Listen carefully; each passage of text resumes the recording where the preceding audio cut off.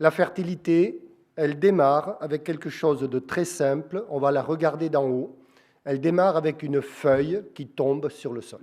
Et en fait, cette feuille, au fur et à mesure de sa prise en charge par la biologie et la biodiversité, elle est constituée de carbone et elle va diffuser du carbone dans l'ensemble de la matrice du sol et ça permet de faire pousser les plantes toutes seules.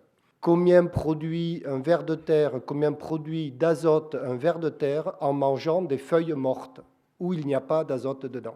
À l'hectare, ça représente plus de 3000 unités d'azote si vous leur donnez à manger. Quand votre sol va manger du carbone, eh bien, il va produire de l'azote pour que toutes les plantes poussent toutes seules. Une fois que vous l'avez compris, vous avez la possibilité de devenir des agriculteurs qui construisent des maquettes de culture quasiment auto-fertiles. Et tout va dépendre de la ration du sol. On se rend compte que la plante, elle a inventé un système qui est cyclique. La plante a inventé un cycle où elle produit toute la vie sur la Terre avec une ressource très rare qui est le CO2. Et il n'y a pas de CO2 dans l'air. Il faut vous mettre ça dans la tête. Les gaz à effet de serre sont des gaz très, très rares. Ça nous a surpris quand on a regardé notre planète sous cet angle-là, à travers le modèle du végétal, qui produit toute la biomasse, qui génère toute la biodiversité, avec rien de produire tout ce qui existe. Et quand je sais tout recycler,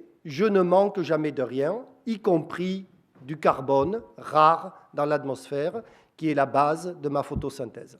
Les bons messages, les bonnes infos, vous ne les avez jamais. On vous fait peur avec le réchauffement climatique, mais on ne vous donne jamais la boîte à outils des solutions. Il y a 500 millions d'années, il y avait énormément de CO2 dans l'air. 22 fois plus qu'aujourd'hui. Quand il y a beaucoup de CO2, il y a beaucoup de plantes. Donc l'augmentation du CO2 dans l'atmosphère, ce n'est pas un problème. C'est elle qui gère le taux de CO2 de l'atmosphère. Ce sont les plantes et tous les systèmes photosynthétiques qui gèrent le CO2 de l'atmosphère.